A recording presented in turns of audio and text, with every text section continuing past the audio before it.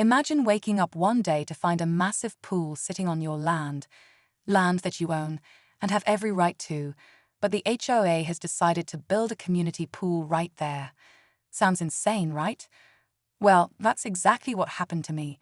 It was all supposed to be a simple neighborhood improvement, but they completely ignored my property lines and went ahead anyway. At first, I thought it was a mistake, but when I confronted them, their response was nothing short of shocking. They didn't think I would challenge it. They didn't think I would fight back. But now I'm suing them for $2 million. Yes, you heard that right, $2 million. But this isn't just about a pool. It's about my rights, my land, and the principle that no one, not even an HOA, should be able to walk all over me. I'm taking them to court, and what happens next is a roller coaster of legal battles, surprises, and drama. But here's where it gets interesting. This fight is far from over. In fact, it's only just beginning. Will I win? Will I get the justice I deserve? Stay tuned, because the next chapter of this crazy saga might just blow your mind. It all started when I got a letter in the mail from the HOA, talking about some new community project. They mentioned a pool, but it was all vague. No specifics, no details. Just a lot of community benefits and enhancements. Naturally, I didn't think much of it at first. HOA projects are common, and I figured it would be something small like a garden or a playground. But when I drove by the next week, that's when I saw it. A giant pool, right on my property. My first instinct was to think it was some sort of mistake, that they'd mixed up the boundaries or something. I've lived here for years, and I knew my property lines well. There was no question.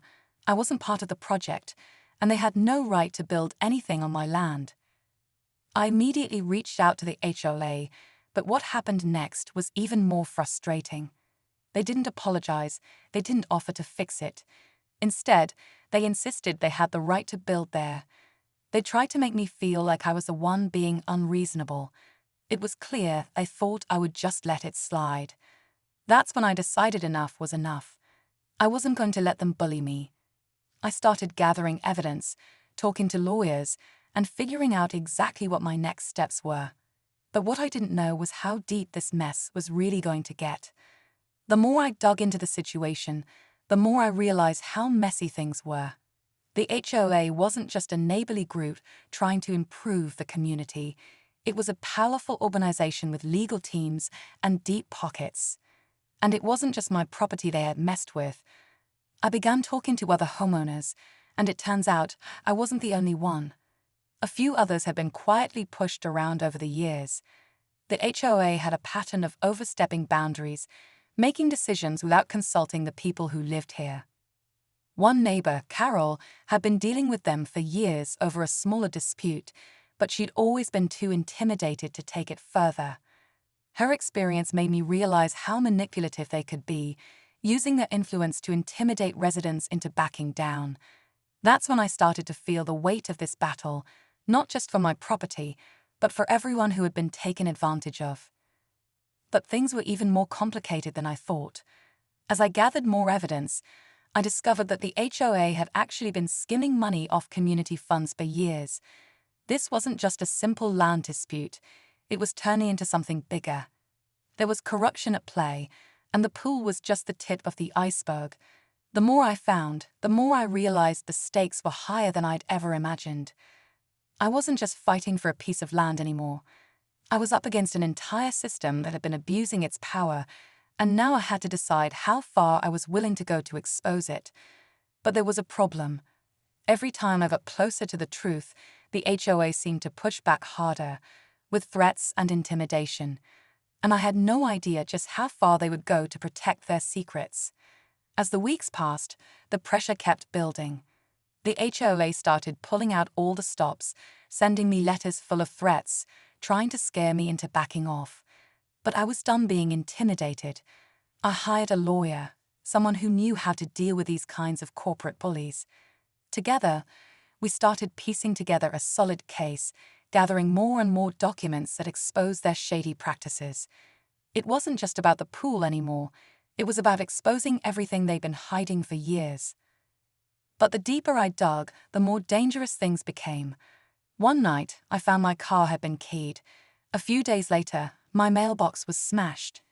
It was clear the HOA didn't just want me to give up. They wanted to silence me. I couldn't help but feel like they were watching my every move. The fear was real, but so was my determination. I began to wonder if I had made a huge mistake. Was I going to end up in over my head? What if they were more powerful than I could handle? The idea of facing off against them in court was terrifying, especially when I saw the lengths they were willing to go to. I wasn't just fighting for my property anymore. I was fighting for everything I believed in.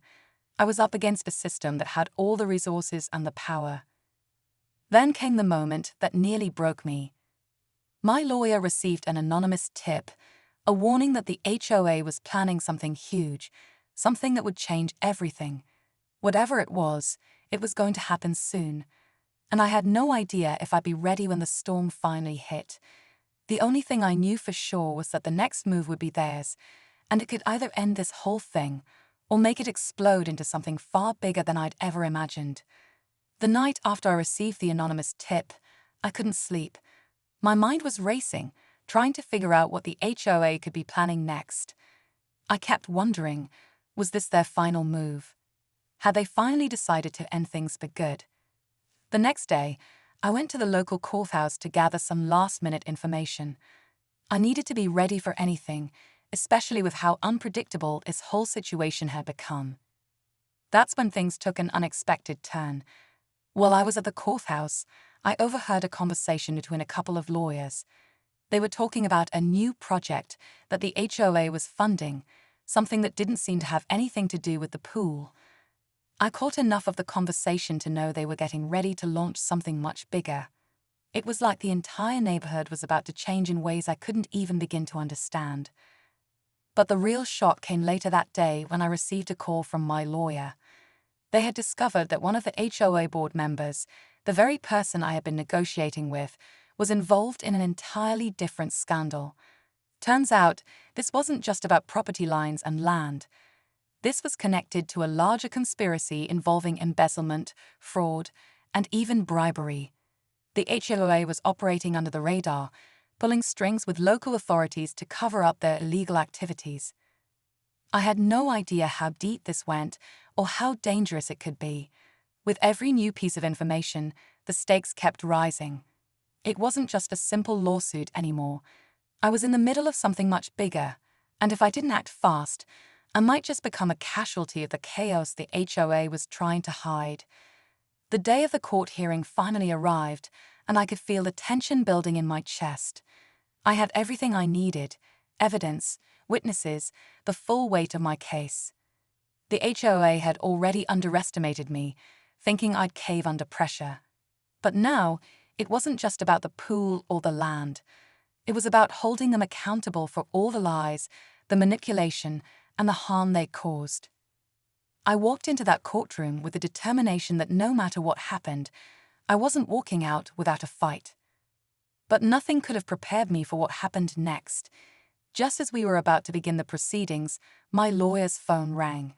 The call was brief, but it was enough to shake us both to the core. The person on the other end revealed a shocking twist.